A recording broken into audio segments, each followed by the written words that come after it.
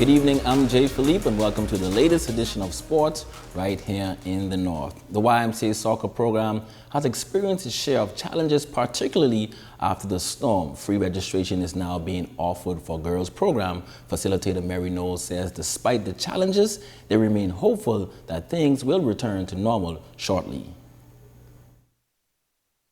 Some of them don't have cars. Some of them are still going through the stress of Hurricane Dorian. So, you know, they're just saying, I have to get my head wrapped around it. But we started shortly after the storm, and our kids, our high school kids, they never stop. They go out there on their own, and they play 2 or 3 times a week. Our lights are damaged now, so that's a bit of a hurdle we have to go through again. But since we just got lights last year, so you always have your little challenges, but we're never ever going to give up.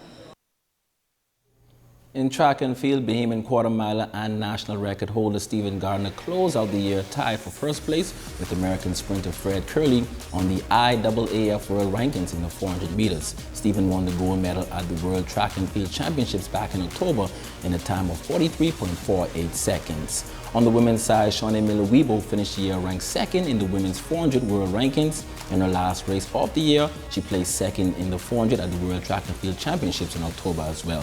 Also, female sprinter Ty Niagata finished the year ranked 37 in the world in the women's 100-meter dash. She is also ranked 11th in the world in the women's 200 meters, which is her highest ranking as a pro athlete. Fellow Bahamian female sprinter and 200-meter specialist Anthony Strong finished the year ranked 27th overall.